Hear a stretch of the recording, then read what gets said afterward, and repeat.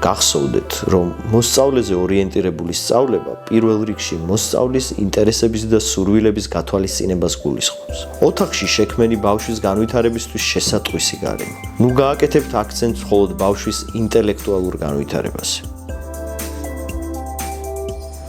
ეს სიტყვები მე ნამდვილად არ მithქვამს. ეს იმ ადამიანმა თქვა, ვიზეც ამ ვიდეოს ვამზადებთ. მე ვისაუბრებ მის შემოქმედებაზე, მეცნიერულ აღმოჩენებზე, განვიხილავ განწყობის თეორიას და გავესაუბრებით თანამედროვე ქართველ ფსიქოლოგებს დიმიტრი უზნაძის შესახებ.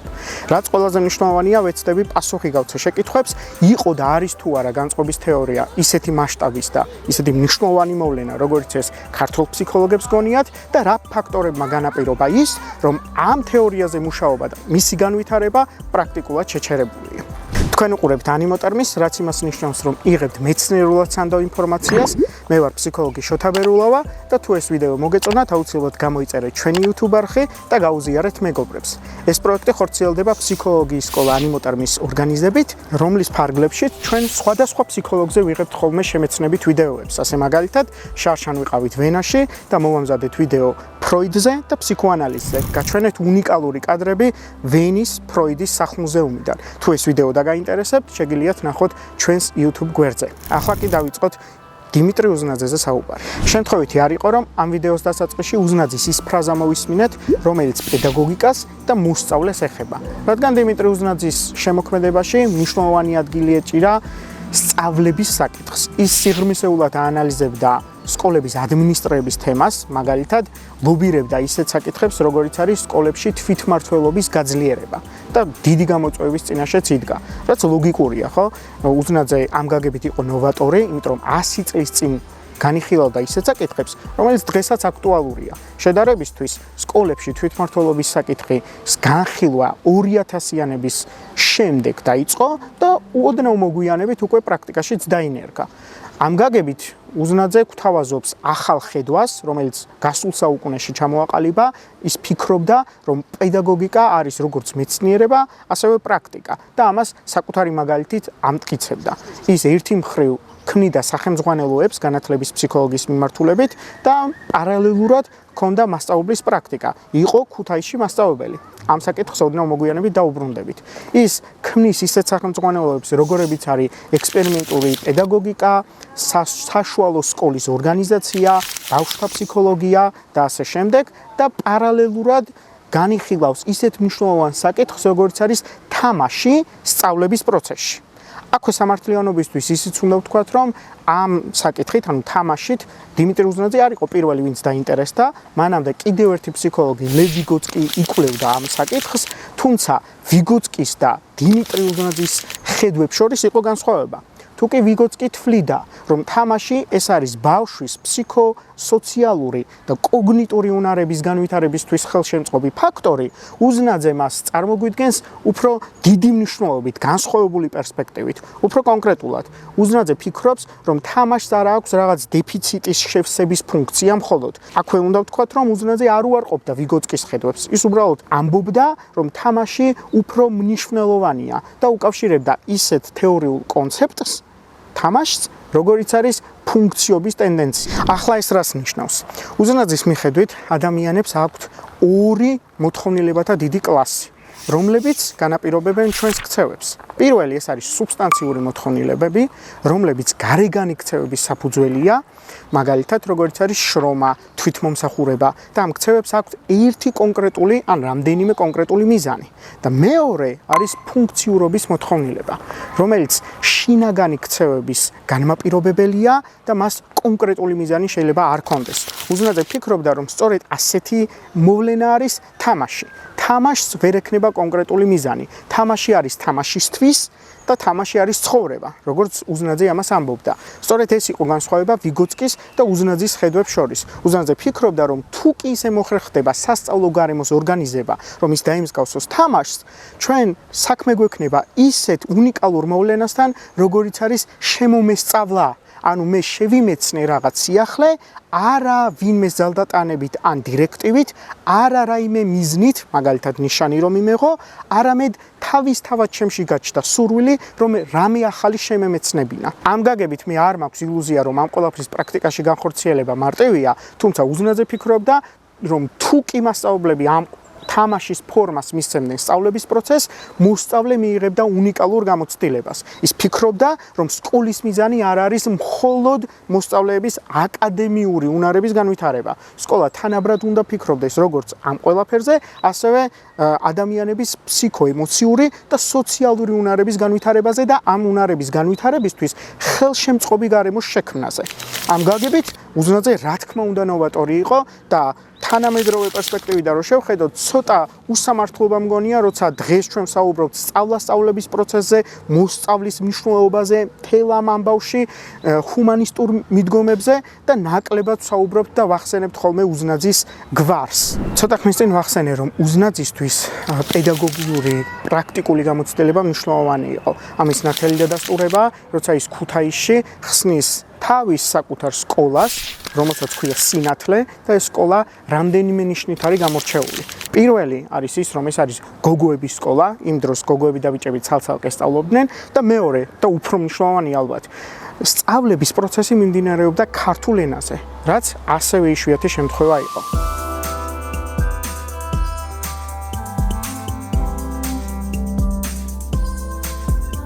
ვიდეოში ჩვენ უკვე ვისაუბრეთ უზნაძის პედაგოგიური იდეებისა და მისი პრაქტიკის შესახებ, რასაც ახორციელებდა და უბრალოდ ვისაუბრეთ იმ კონტექსტში, როცა ის მოღვაწეობდა. თქვენ რო გაგვიზიაროთ თქვენი მოსაზრება თანამედროვე პერსპექტივიდან იმ იდეებზე, იმ ასე ვთქვათ, ხედვაზე, რაც უზნაძეს ჰქონდა მე-20 საუკუნის დასაწყისში. მე მინდა თავიდანვე ვთქვა, რომ დიმიტრი უზნაძე ძალიან მრავალპლანიანი მოღვაწე იყო და სხვადასხვა ძალიან აქტუალურ საკითხებთან ერთად ის დაინტერესებული იყო პედაგოგიკის საკითხებით. ჯერ ერთ ის იყო პრაქტიკოსი პედაგოგი.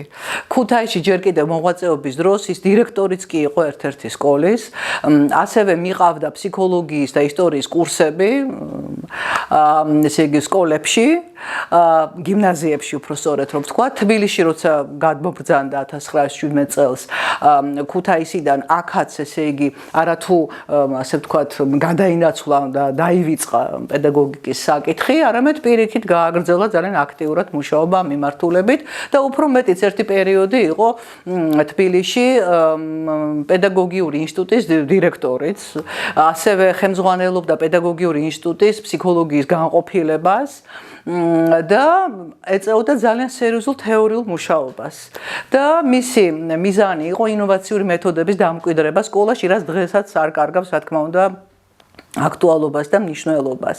ყველაზე არც მე მინდა რამდენიმე მისი ნაშრომი დავასახელო, რა თქმა უნდა, ხო?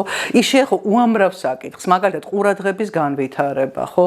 ბავშვის მომზადება სასკოლო სწავლებისათვის 7 წლის, თქვათ, ასაკში, ხო? თამაშის ფენომენი, სწავლის როგორც ასეთი ფენომენი, ხო? სწავლა როგორც ქცევის ფორმა.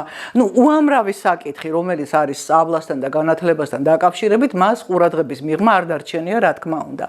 და აი რაც შეეხება მის ძირითად მიდგომას, რომელიც დღესაც რა თქმა უნდა არ კარგავს აქტუალს, ეს ჰოლისტური მთლიანობითი მიდგომა, რა თქმა უნდა. მას ჰქონდა ასეთი იდეა, რომ სკოლა ეს არის პიროვნების ჩამოყალიბების ადგილი, არა რაღაც კონკრეტული ფსიქიკური ფუნქციების გავარჯიშების და ფორმირების ადგილი, არამედ პიროვნების, ჰოლისტური მთლიანობითი პიროვნების ჩამოყალიბების ადგილი. და ეს იყო წმინდა ჰუმანისტური მიდგომა, რა თქმა უნდა, როდესაც ამოსავალი არის რაღაც არა ცალკე აღებული ფუნქცია მენტალური, არამედ პიროვნება როგორც ასეთი და მე მიმაჩნია, რომ დღეს ძალიან აქტუალურია. უფრო მეტიც მას აქვს იდეა ასეთი განვითარებული, რომ სწავლების პროცესში აუცილებლად უნდა გათვალისწინებული იყოს მოსწავლის ინდივიდუალური თავისებურებები. და აქედან უნდა ამოვიდეს სწავლისა და აღზრდის პროცესი, რაც დღეს არის ძალიან აქტუალური. აი მაგალითად არიან თანამედროვე ავტორები, რომლებიც აი სულ ეხლა ხან თანამედროვე ავტორების საზღვარგარეთ, დასავლეთში მოღვაწე, რომლებიც აი ეხლა ხან მივიდნენ სხვაჩვენს ამ იდეამდე, რომ აუცილებელია არა ვთქვათ ბავშვი მოერგოს სასკოლო გარემოს, არამედ პირიქით სასკოლო გარემო მოერგოს ბავშვის თავისებურებებს. და ეს იდეა, ნუ მე-20 საუკუნის ფაქტობრივად პირველ 10-იან წლებში შემოგთავაზა დიმიტრი უზნაძემ, რაც ძალიან კარგად აჩვენებს იმას, თუ რამდენად ცოცხალია და მნიშვნელოვანი მისი იდეები დღესაც და რა თქმა უნდა არ კარგავს აქტუალობას. ეს არის ის, რაც გვინდოდა გვეთქვა უზნაძის ხედვებთან დაკავშირებით პედაგოგიკის პედაგოგიკაზე და სწავლების პროცესზე, ჩვენ ამას ისევ მიუბრუნდებით. ახლა კი უნდა გადავიდეთ უზნაძის ცხოვრების იმ ეტაპზე, როცა ქუთაისიდან მიემგზავრება გერმანიაში სასწავლებლად, შემდეგ ბრუნდება უკან და ბოლოს ჩადის თბილისში, სადაც მის ცხოვრებაში ახალი ეტაპი იწყება. მათ შორის ჩვენ ვნახავთ იმ სახლს თბილისში, სადაც დიმიტრი უზნაძე სიცოცხლის ბოლომდე ცხოვრობდა. წავედით.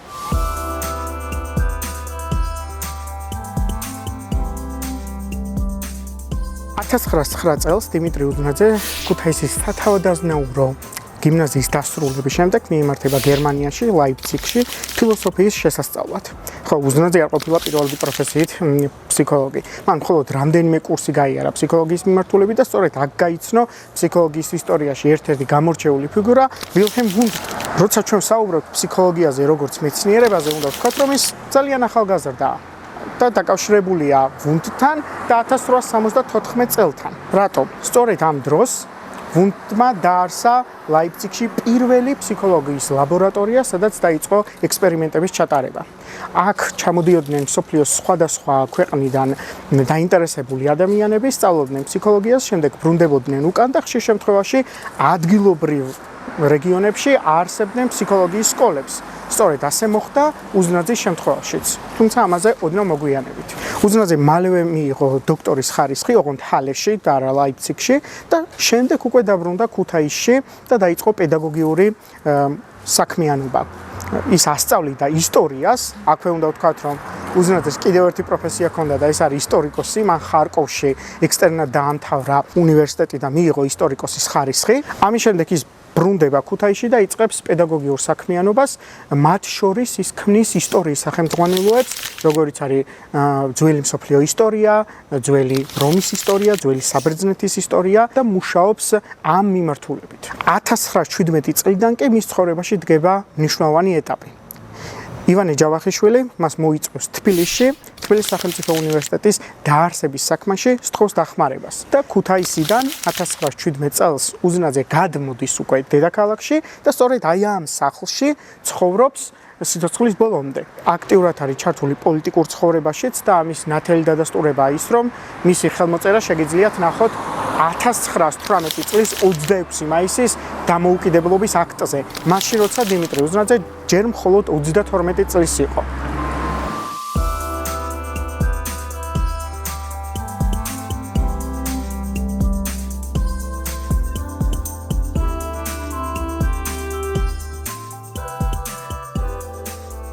როგორც უკვე ვთქვით, ამ უნივერსიტეტის დაარსების პროცესში უზნაძე აქტიურად მონაწილეობდა.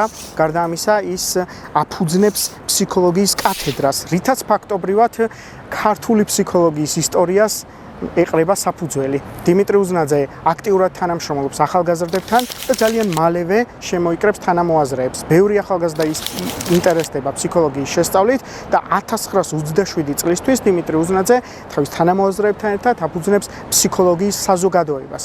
ხოლო 1941 წელს უზნაძე მეცნიერებათა აკადემიის ფარგლებში დააფუძნებს ფსიქოლოგიის სექციას, სადაც იწყებს ექსპერიმენტების ჩატარებას და კვლევით საქმიანობას.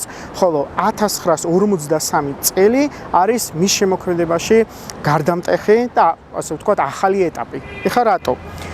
ამ წელს დიმიტრი უზნაძე მის ყოფილ და იმჟამინდელ სტუდენტებთან, ასევე თანამოაზრეებთან ერთად გამოეყოფა მეცნიერებათა აკადემიას, უქმდება ფსიქოლოგიის სექცია და დააფუძნებს პირველ ქართულ ფსიქოლოგიის ინსტიტუტს.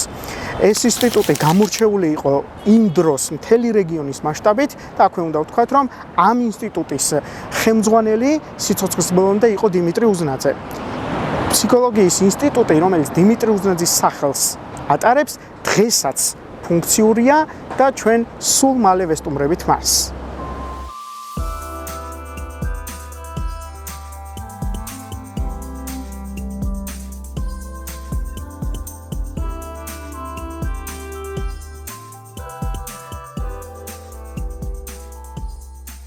დიმიტრი უზნაძე თბილისის სახელმწიფო უნივერსიტეტში პირველ ლექციას წაიკითხავს ივანე ჯავახიშვილის და კორნელი კეკელიძის შემდეგ.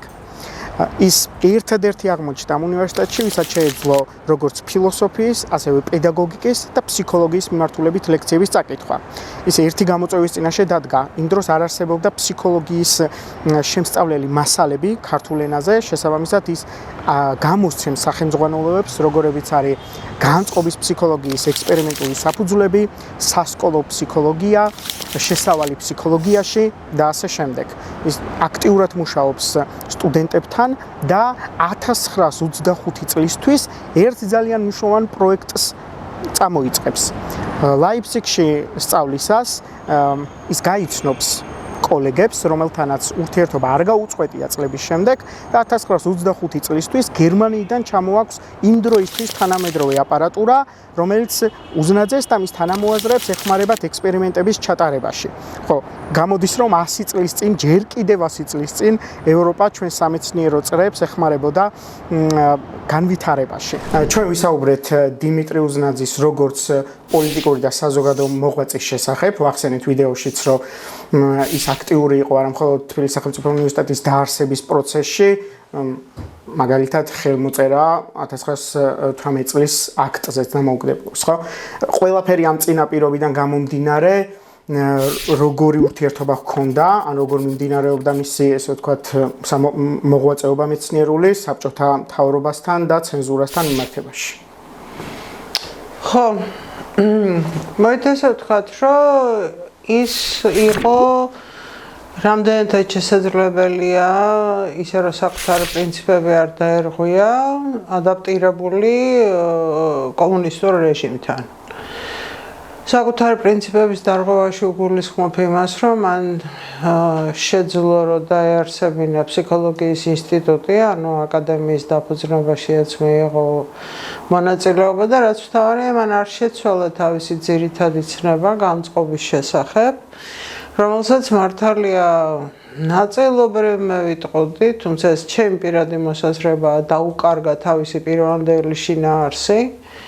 მაგრამ მას არ დაუთმია ძირითადი პრინციპი ის, რომ არსებობს შუამავალი ქცევასა და ჩემს მიერ განხორციელებულ ქცევასა და გარემოს ზეგავლენას შორის, ანუ მე როგორც ერთი ცოცხალი ინდივიდი ვახორციელებ რაღაცას და ეს პროცესი არაცნობიერია.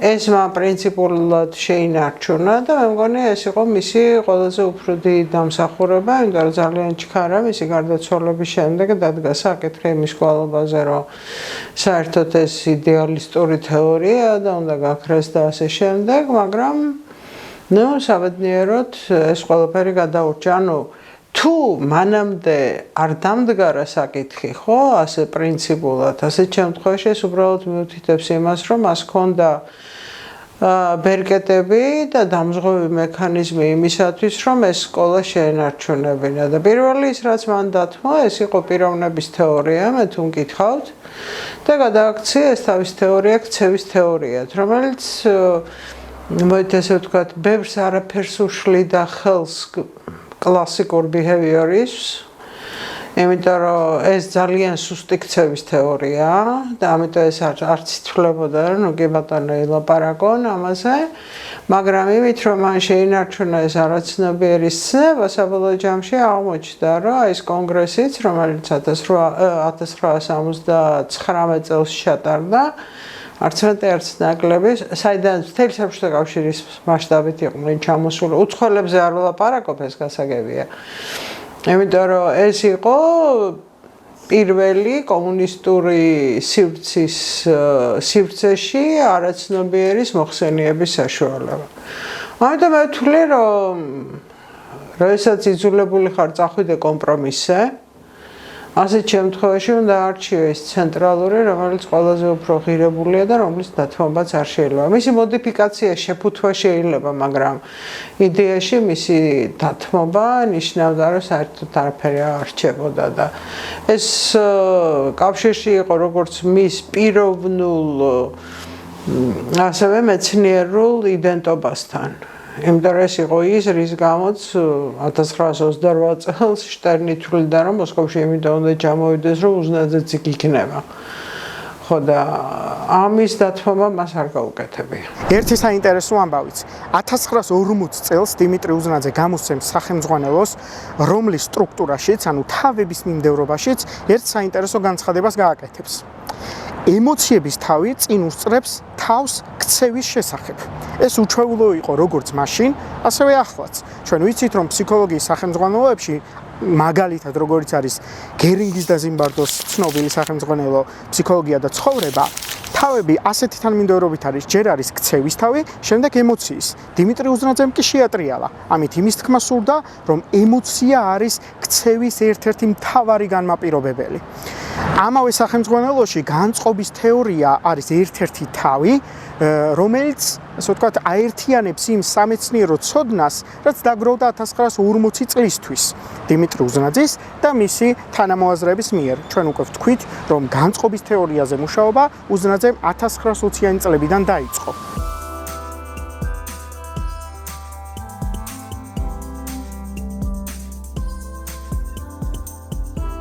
მოდი ახლა ვისაუბროთ უშუალოდ განწყობის თეორიაზე და ისიც ვთქვათ, თუ რას ნიშნავს განწყობა. რადგან ამ სიტყვას ყოველდღიურობაში ხშირად არასწორად ვიყენებთ ხოლმე. მაგალითად, ვამბობ ცუდ განწყობაზე ვარ და სინამდვილეში ვგულისხმობ ცუდ ხასიათზე ვარ, ცუდ გუნება განწყობილებაზე ვარ. ამ გაგებით განწყობილება და განწყობა სრულიად განსხვავებული ტერმინებია. უკვე ვთქვი, რას ნიშნავს განწყობილება. აბა მას რას ნიშნავს განწყობა? აი რას ამბობდა დიმიტრი უზნაძე.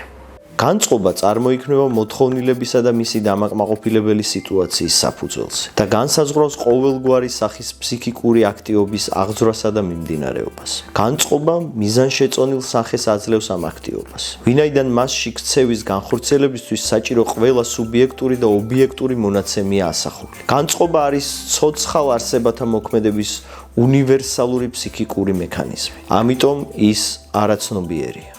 ეს იმას ნიშნავს, რომ ადამიანში არსებობს განწყობა, ესე იგი, მას აქვს შიდაპიროვნული მზაობა კონკრეტული ქცევა განახორციელოს. დიმიტრი უზნაძე ექსპერიმენტებით ამტკიცებდა, რომ განწყობა როგორც ასეთი ჩნდება და არსებობს, ის ასევე იკვლევდა ფიქსირებული განწყობის შემუშავების საკითხებს სხვადასხვა ტიპის ექსპერიმენტებით, მათ შორის კლასიკური ვერსია არის ბურთების გამოყენებით.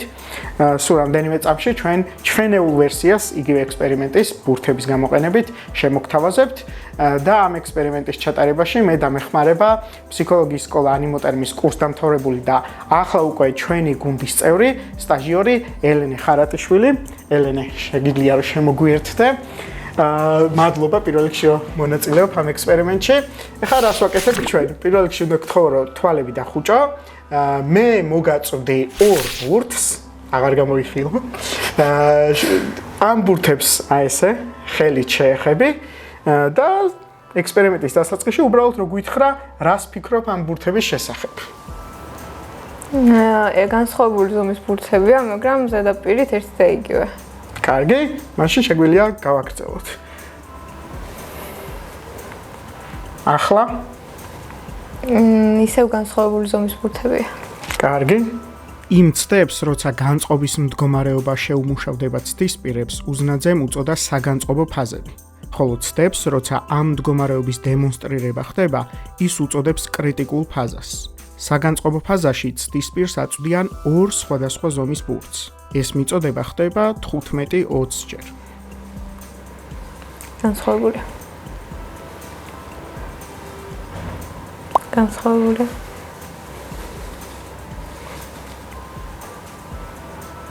განსხვავებული. ამის შემდეგ დგება კრიტიკული ფაზა, როცა ცდისპირს რამდენჯერმე აწვდიან თანაბარი ზომის ბურთებს და ის მაინც ამბობს, რომ ერთ-ერთი დიდია. ეს იმას ნიშნავს, რომ ხდება აღქმის ილუზია. ექსპერიმენტის შედეგებმა აჩვენა, რომ საგანწყობო ფაზების მიხედვით ადამიანები ერთმანეთისგან განსხვავდებით. ანუ იმისთვის, რომ კრიტიკული ფაზა დადგეს, ყველას სხვადასხვა დრო გჭირდება. გარდა ამისა, გამოვლინდა, რომ კრიტიკული ფაზების მიხედვითაც განსხვავდებით. დროის გასვლასთან ერთად კრიტიკული ფაზა ქრება. ამას უზნაძემ განწყობის ჩაქრობის პროცესი უწოდა.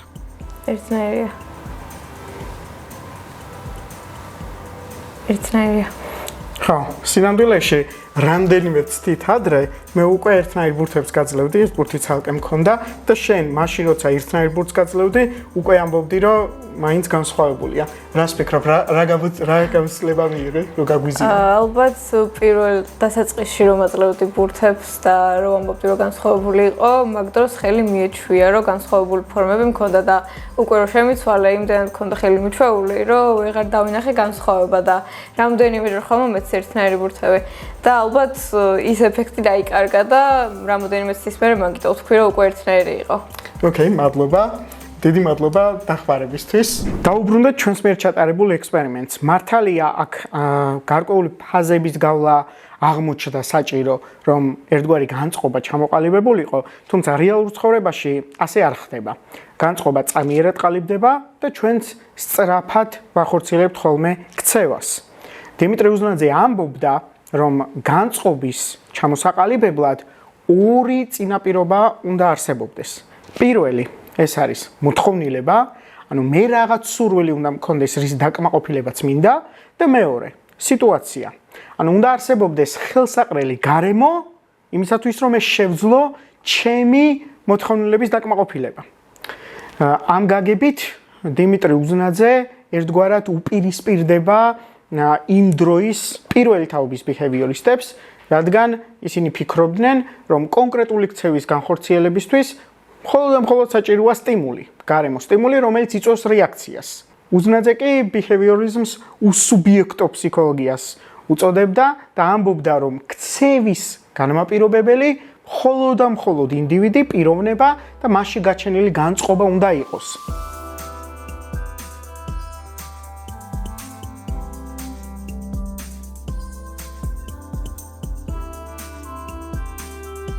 ვიდეოში უკვე ვახსენეთ, რომ 1953 წელს დიმიტრი უზნაძემ თავის თანამოაზრეებთან ერთად დააფუძნა ფსიქოლოგიის ინსტიტუტი, რომელიც დღეს ილიონის ბაზაზე აგრძელებს ფუნქციონირებას. ჩვენ ახლა სწორედ აქ ვიმყოფებით და გავესაუბრებით დიმიტრი უზნაძის სახელობის ფსიქოლოგიის ინსტიტუტის ამჟამინდელ ხელმძღვანელს. წავედით.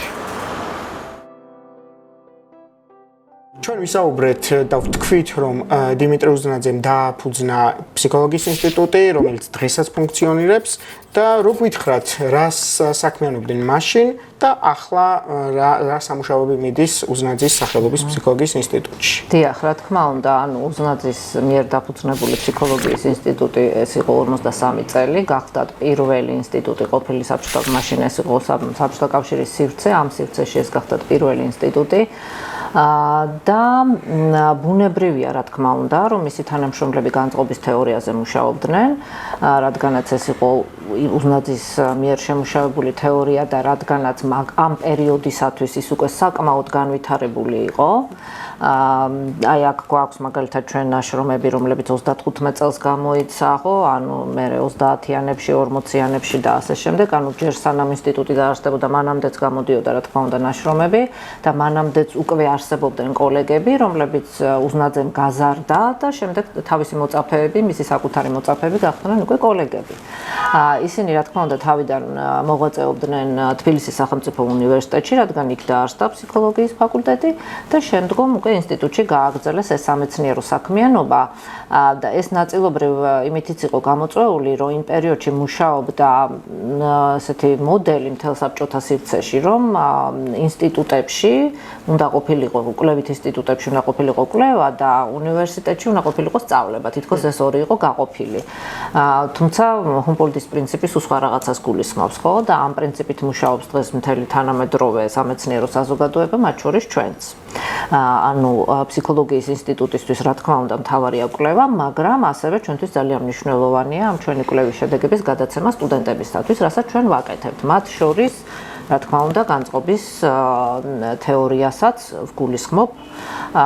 ჩვენ გვაქვს ჩართული განწყობის თეორია შესავალ კურსში, რომელსაც ეწოდება შესავალი თანამედროვე აზროვნებაში, რომელსაც გადის ილიას სახელმწიფო უნივერსიტეტის აბსოლუტურად ყველა სტუდენტი.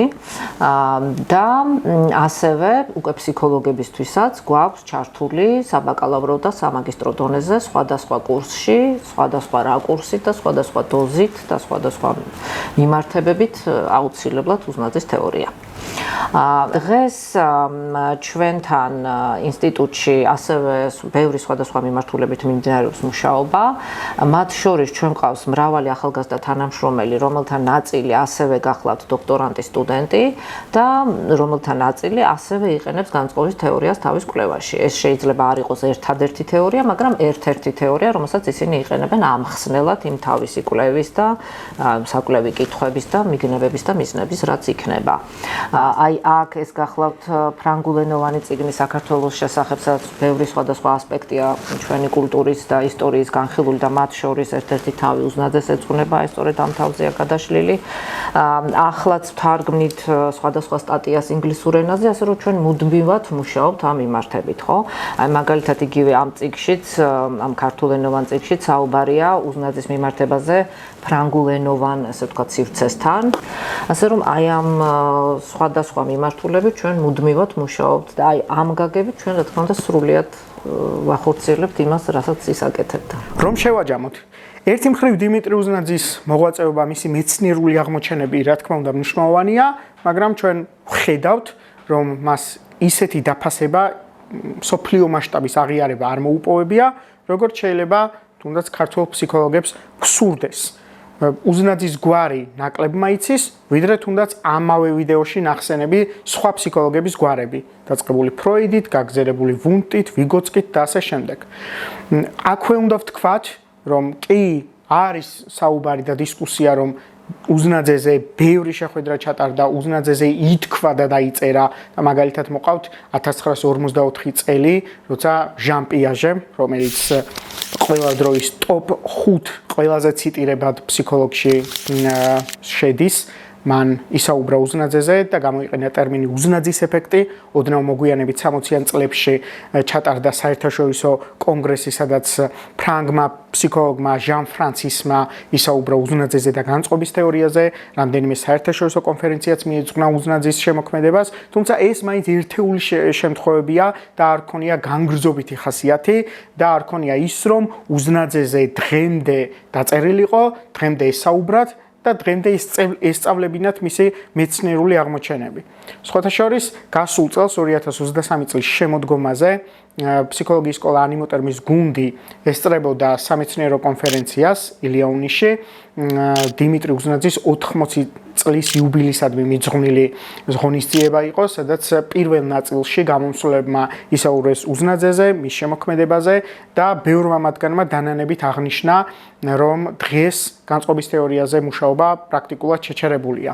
ამ ყველაფრის გათვალისწინებით შეიძლება ამ ვიდეოს მაყურებელს გაგიჩნდეთ კითხვა, კი მაგრამ თუ კი ასეთი მნიშვნელოვანია უზნაძის თეორია და აღმოჩენები, დღეს რატომ არავინ არ მუშაობს მის განვითარებაზე? და მეორე კიდე უფრო მნიშვნელოვანი შეკითხვა. ხომ არ არის ისე, რომ განწყობის თეორია იმაზე დიდი მნიშვნელობის გონია ჩვენ ქართულ ფსიქოლოგებს, ვიდრე შეიძლება იყოს, ან ამ თეორიამ თავი ხომ არ ამოწურა და შესაბამისად არც არავინ მუშაობს მის განვითარებაზე. ამ მნიშვნელოვან კითხვებს ვიდეოს ბოლოს ქართულ ფსიქოლოგებს დაусმევთ და მოდი ერთად მოვისმინოთ მათი პასუხები. და კითხვა, რომელსაც ყველა ჩვენ რესპონდენტს უსვამთ, არის ასეთი, რაც პრინციპში ჩვენი ვიდეოს მთავარი შეკითხვა, არის თუ არა განწყობის თეორია მასშტაბური და დიდი მნიშვნელობის სამეცნიერო მონაპოვარი და უშუალოდ როგორ განვითარდა, ან განვითარდა თუ არა და დღეს რატო არავინ მუშაობს ამ თეორიაზე. პირველ რიგში კომენტარის სახით გეტყვით, რომ ასე ვერ ვიტყვით, რომ არავინ არ მუშაობს, არიან სპეციალისტები საქართველოში, ვინც ამ თეორიაზე მუშაობს და ასევე ბოლო წლებში საზღვარგარეთაც არიან იტალიაში მაგალითად სპეციალისტები, გერმანიაში, იაპონიაში, ვინც ამაზე მუშაობს და ეს საკითხი განხილულია ერთ-ერთ კვლევაში, რომელიც ჩვენ კოლეგა მაია რობაქიძეს ეკუთვნის და აი ამ წიგნში არის სწორედ ეს საკითხი წამოწეული. ასევე მინდა გითხრათ ერთ-ერთი ამერიკის ერთ-ერთ უნივერსიტეტში ერთ-ერთ კოლეგას ვესაუბრებოდი, რომელსაც ჰქონდა ესეთი თეორია შემუშავებული თავის სფეროში სივრცეში და ის მეუბნებოდა, რომ ფსიქოლოგი, ნებისმიერი ფსიქოლოგი იქნება ბედნიერი, თუ მისი თეორია მასზე მეტხანს იცოცხლებს. ანუ მე ჯერ სანამ ცოცხალი ვარ, ჩემი თეორია ხო ცოცხალიაო და აი მე რო გარდავიცვლები, მეც უნდა იყოს ცოცხალიო და კუთხით შეგვიძლია ვთქვათ, რომ უზნაძე გარდაიცვალა 50 წელს, მას შემდეგ გავიდა უკვე 70 წელზე მეტი და როგორც გითხარით, აი ეს კვლევებიც აჩვენებს, რომ მისი თეორია ცოცხალია. მაგრამ აუცილებლად უნდა გავითვალისწინოთ ჩვენ კონტექსტი და უნდა ვიცოდეთ ის, რომ ზოგადად ასე ვთქვათ, გეოპოლიტიკას აქვს მნიშვნელობა ყველა სფეროში, მათ შორის მეცნიერებაშიც.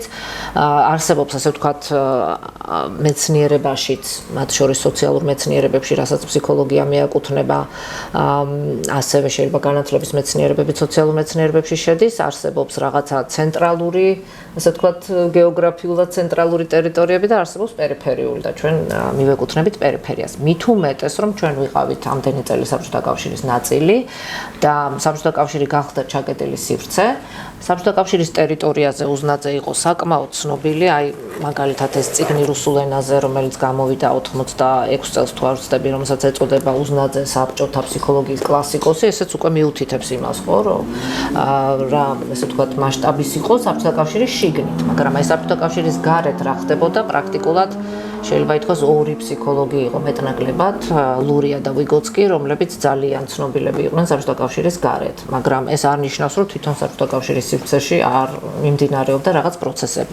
მაგრამ რა თქმა უნდა, ამ რკინის ფარდამ ძალიან დიდი დაღი დაასვა ამას ყველაფერს და ძალიან შეზღუდა ის ფაქტი, რომ უფრო მეტად და სათანადოდ აეტაცებინათ. თავისთავად მე ვთვლი, რომ თავის დროზე, როდესაც უზნაძემ თავისი თეორია შეიმუშავა, ის კიდევ უფრო, როგორ ვთქვა, მასშტაბური იყო და ბევრად უფრო წინ იყო წასული, ვიდრე ის თეორიები, რომლებიც იმ დროს არსებობდა. და ამის შესახებ მცირე ტექსტიც მოვამზადე, რომელსაც სწორედ აი ამ შესავალ კურსში ასწავლიან და აი ამ ფრანგულენოვან გამოცემაშიც ეს ამის შესახებ საუბრობ. რასაც ამბობენ, რომ აი ეს ზოგადად ამერიკელი ფსიქოლოგი იყო კურტ ლევინი, რომელსაც მიაწერენ სწორედ ამას, რომ ველის თეორია შეიმუშავა კურტ ლევინმა. პრინციპში იგივეს ამბობდა უზნაძეც, უბრალოდ უზნაძის შესახებ არავინ არ იცოდა. ამიტომ ახლა ყველა ასე ვთქვათ ბაკალავრმა ფსიქოლოგმა მთელი მსოფლიოს მასშტაბით, ვინც სწავლობს ფსიქოლოგიის ისტორიას ან სოციალურ ფსიქოლოგიას, იცის, რომ აი მთავარი და დამწყები ამ საქმეში იყო კურტ ლევინი, რომელმაც ეს ველის თეორია შეიმუშავა და თქვა, რომ არის არა მხოლოდ პიროვნება, არამედ ეს პიროვნება არის გარკვეულ კონტექსტში. აი ეგ უნდა განვიხილოთ. აი ამას ამბობდა უზნაძე და ასევე თუ ჩვენ ამას განვიხილავთ აი რთული მოდელების კუთხით, ხო მას ჰქონდა 3 და შეიძლება ითქვას 4 წევრიანი მოდელიც, რომელიც ახლა თანამედროვე მეთოდოლოგიით ამას ეწოდება მედიაციური მოდელი. უბრალოდ მაშინ ასე ამას არ განიხილავდნენ და არ უყურებდნენ. ამიტომ ჩემი აზრით ბევრად წინ გაუსწრო იმ პერიოდს, რომელ პერიოდშიც ის მოღვაწეობდა. ხო, ეს ძალიან კაი კითხვაა. დავიწყოთ იქიდან, რომ ჩემთვის განწყობის ფსიქოლოგია ეკუთვნის ამ თვალსაზრისით მსოფლიო მნიშვნელობის მონაპოვარი და სერიოზული თეორია.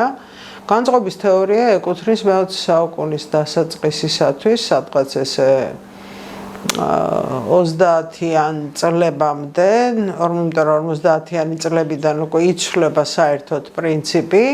განწყობის ფსიქოლოგია ეკუთვნის დიდ თეორიათა ჯგუფს, მაკროთეორიაა. ანუ მისი ძირითადი მიზანი გახლავთ ადამიანის ქცევის ახსნა, ანუ ზოგადი კანონზომიერებების დაჭერა, ადამიანი რატო იქცევა ასე. მაგრამ ის შემდეგ, რაც ფსიქოლოგიის 52 მსოფლიო ომის შემდგომ, რაც გააკეთებდა უზნაძე არ ვიცი, იმიტომ რომ ის 50-იანი წლების დასაწყისში გარდაიცვალა. უკვე ძირითადი აქცენტი წავიდა მეზოთეორიების, ანუ საშუალო ზომის თეორიების და ეს დიდი თეორიები თუ შევხედავთ ასე, ხო? უკვე აღარ განვითარებულა. უფრო საშუალო ზომის თეორიებზე გვაქვს, არაფერი არ ვთქვათ მიკროთეორიებზე, რომელიც რაღაცა კონკრეტულს ემსახურებიან. მისი არ განვითარება, ამიტომ ერთმნიშვნელოვნად შეთანხმდეთ, ის გადის ფსიქოლოგიის დიდ თეორიებში, რომლებიც 30-იან წლებამდე არსებობდა. ზოგიერთი განაგრძობს დღესაც ფუნქციონირებას, მაგრამ ფრიად მოდიფიცირებული სახით, ანუ ის აღარ არის, რაც 30-იან წლებამდე იყო. და ეკუთვნის ნამდვილად ფსიქოლოგიის ისტორიას, ისე რომ მას ვერაფერ ნაკლს ვერ მოუძებნით იმ პერიოდისათვის. რატო არ განვითარდა? იმიტომ რომ ჩვენ ვერ მოვახერხეთ სერიოზულად რევიზია ამ თეორიის. თეორიის რევიზიაში რას გულისხმობ? დაშვება იმისა, რომ ერთმა ადამიანმა თქვა და იმას ხელი არ დაედება, ესეთი რელიგიური ტექსტებია. მაგრამ მეცნიერებამ არ იცის ავტორიტეტი იმ თვალსაზრისით, რომელსაც გადახედვა და რევიზია არ ჭირდება. და არ ვიცი ეს რისი ბრალია, შეიძლება ერთის მხრივ ბრალია იმისა, რომ უზნაძესთან ესეთი მიბმა ფაქტობრივად ქართულ ფსიქოლოგიურ სკოლას უნარჩუნებდა უნიკალობას. და ამის გამო მისი რევიზია არ ხდებოდა. მცდელობებიც კი, რომ შიგნით რაღაცეები განვითარებულიყო და ესეთი განვითარების თვალსაზრისით მაგალითად ნადირაშვილის შრომები, ოღონდ ნადირაშვილის შრომები ვიდრე 85 წლამდე, მერე უკვე მის თეორიაზე მე აღარ ვილაპარაკებ.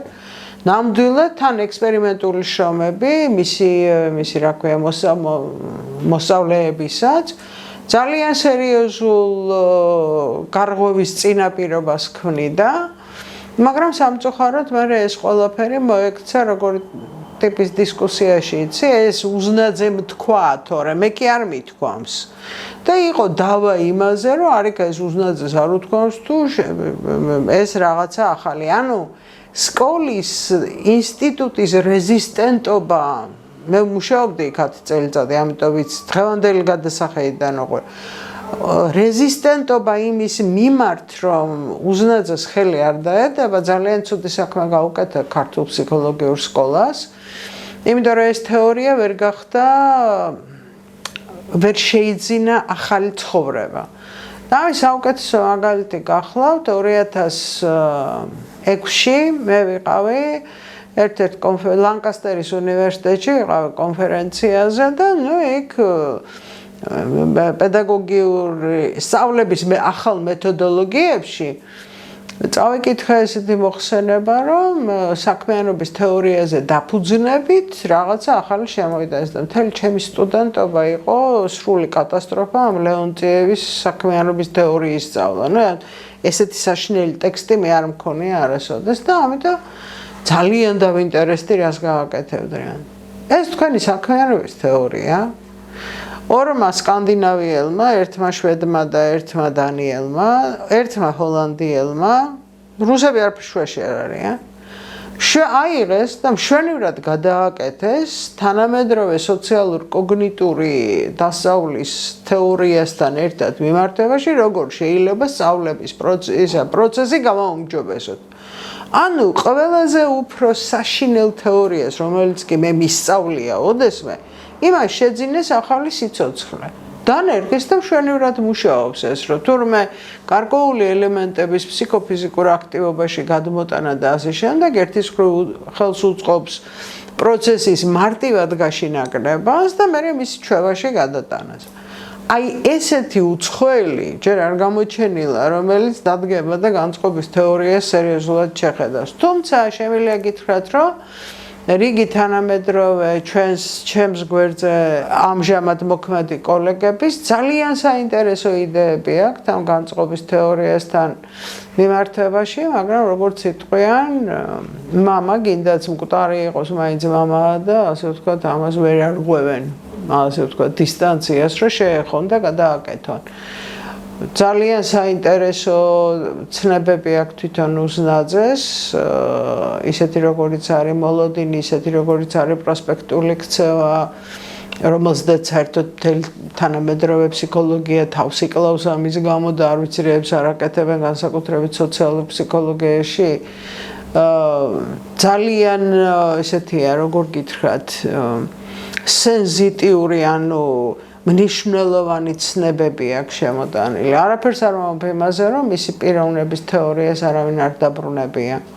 არაფერს არ მომბ იმაზე, რომ იდენტობის ცნება, რომელიც თავდაპირველ განწყობასთან, რაზედაც ის ლაპარაკობს ენის შინა ფორმაში, ქცევის, საქმიანობისა და ქცევის ფორმებში და ასე შემდეგ, იდენტობის პრობლემა განწყობის თეორიის თვალსაზრისით არავის არ განუხილია და აბა ეხლა როგორ გითხრათ? ჩემი აზრით ძირითადი პრობლემაა, რომ უზნაძე როგორც დისტანცირებული ავტორი, რომლის მიმართაც ჩვენ შეგვიძლია თავისუფლად გამოთქვა მოსაზრებები, კრიტიკული შენიშვნები, მის იქიდან აიღო იდეები და განავითარო, ესეთი რამე არ მომხდარა. ამიტომ არ არის ეს თეორია დღეს აქტუალური. განწყობის თეორიამ საბოლოო სახე მიიღო საბჭოთა რეჟიმის პირობებში. ეს იყო უმძიმესი პირობები, რა თქმა უნდა, და ძალიან უცნაურია რბილად რომ ვთქვათ, რომ დიმიტრი უზნაძე, რომელიც საბჭოთა რეჟიმის პირობებში მუშაობდა არაცნობიერის ფსიქოლოგიაზე, ფიზიკურად გადარჩა, ხო? მაგრამ მოხდა საოცრება და ეს ადამიანი არა მარტო გადარჩა, არამედ დატოვა რაღაც საოცარი, ასე ვთქვათ, მონაპოვარი დაგვიტოვა ჩვენ, ხო? მაგრამ იცით რა არის, მიუხედავად საბჭოთა რეჟიმისა, პარადოქსულად 70-იან წლებში, როდესაც მე ვიყავი სტუდენტი, თბილისში ჩატარდა არაცნობიერის მსოფლიო სიმპოზიუმი, რომელიც სწორედ დიმიტრი უზნაძის საპატივსაცემოდ გაიმართა სწორედ თბილისში და სწორედ საქართველოში, ხო? და ჩვენ გქონდა მაშინ სტუდენტები ვიყავით, ესე იგი დიდი ბედნიერება, რომ ესე იგი მოგვესმინა მთელი მსოფლიოდან ჩამოსული მეცნიერებისათვის, რომლებიც სწორედ არაცნობიერზე მუშაობენ. ასე რომ იმ პირობებშიც კი იყო აღიარება, რომ ეს ადამიანი და მისი შემოქმედება არის სრულიად განსაკუთრებული და ყოველთვის აღნიშნის, ასე ვთქვათ, აქცენტირების, ასე ვთქვათ, ობიექტი უნდა იყოს წესით, ხო? ეხლა რაც შეეხება თანამედროვე ეტაპს, ხო, აქტიურად მუშაობდა განწყობის ფსიქოლოგიის საკითხებზე თვითონ თავად დიმიტრი უზნაძის მიერ დაარსებული ფსიქოლოგიის ინსტიტუტი. დღეს ფსიქოლოგიის ინსტიტუტი დიმიტრი უზნაძის სახელობის არის, ასე ვთქვათ, არსებობს, აგრძელებს არსებობას ილიას სახელმწიფო უნივერსიტეტის ფარგლებში და მის წიაღში, ხო? აი სწორედ ილიას უნივერსიტეტის თაოსნობით და ფსიქოლოგიის ინსტიტუტის თაოსნობით, რა თქმა უნდა, შედგა 2018 წელს დაისტამბა კრებული ინგლისურ ენაზე, სადაც შევიდა დიმიტრი უზნაძის რამდენიმე ნაშრომი, თეორიული ნაშრომები მინდა ხაზი გავუსვა და პლუს ესე იგი ამ ნაშრომსთან ერთვოდა ესე იგი თანამედროვე ფსიქოლოგების და მათ შორის ჩემიც კომენტარები და მინდა ვთქვა, რომ აი ეს წიგნი გავიტანეთ გერმანიაში ჩატარებულ მსოფლიო წიგნის საერთაშორისო ფესტივალზე, ესე იგი გამოფენა გაყიდვაზე და მან საპატიო ადგილი დაიკავა, ასე ვთქვათ, იქ. მაგრამ რა თქმა უნდა ეს არ კმარა, პირდაპირ მინდა ვთქვა, ილიას უნივერსიტეტში ყოველთვის ტარდება კონფერენციები, რომლებიც ეძღვნება დიმიტრი უზნაძის დაბადების დღეს, ხო, სათანადოდ აღინიშნება ამ საოცარი მოაზროვნის დაბადების დღე, მაგრამ ეს არ კმარა. საჭიროა მეტი და მე ვიტყოდი, რომ საჭიროა სწორედ აი განწყობის ფსიქოლოგიის წიაღში კიდე გაგრძელდეს მუშაობა განწყობის კვლევის მიმართულებით და მე მინდა კიდე აღვნიშნო აუცილებლად, რომ დიმიტრი უზნაძემ არა მარტო განწყობის თეორია შექმნა, არა მარტო ქართული ფსიქოლოგია, ფსიქოლოგიის ფუძემდებელია, მან ფსიქოლოგიური სკოლა ჩამოაყალიბა, ხო? უამრავი მიმდევარი მოწაფე ყავდა, მოწაფეთა მოწაფეები და ასე შემდეგ და მათ ძალიან საინტერესო კვლევები ეკუთვნით და კარგი იქნება თუ აი ეს სამომავლო საქმეა და უნდა ვიღაცა ჯგუფმა ადამიანების მოკიდოს ამას ხელი, რომ ეს ყველა ნაშრომი რაღაცნაირად ერთად გაერთიანდეს, ხო, ტომეულების სახით და გამოიცეს. ჩვენ ამ შემთხვევაში გვექნება საშუალება ვნახოთ, როგორ რა ევოლუციას განიცდიდა განწყობის თეორია წლების მანძილზე, როგორ განავითარეს მისი იდეები მისმა მიმდევრებმა. თუმცა ბევრი იდეა მაინც გასავითარებელი დარჩა პირდაპირ გეტყვით და მე როგორც აი ემოციების მკვლევარი პირდაპირ მინდა ვთქვა, რომ წარმოგიდგენთ დიმიტრი უზნაძე, რომელიც ამდენი ტომეული დაწერა, ხო? ამდენი იღვაწა, მერე უკვე აი ბოლო წლებში სიცოცხლის წერდა შენიშვნების რვეულს, სადაც უბრუნდებოდა იმ საკითხებს, რომლებიც თითქოს უკვე იკვლია და თითქოს უკვე წერტილი დასვა. აი ესეთი ღია პიროვნება იყო მოხუცებულიც კი, ასე ვთქვათ, ხო? და ერთ-ერთი საკითხი არის სწორედ ემოცია. და მას ისეთი იდეა აქვს, რომ ეს იგი პირველი ასახვა ცნობიერებაში განწყობის არის ემოცია. რომ პირველი რასაც ასე ვთქვათ არ ეკლავს ცნობიერება განწყობაში, ხო, ამ თლიანობით მოდუსში, თლიან პიროვნულ მოდუსში არის სწორედ ემოცია. და ამ მიმართულებით კვლევები, ემპირიული თუ თეორიული, რა თქმა უნდა გაგრძელდეს აუცილებლად.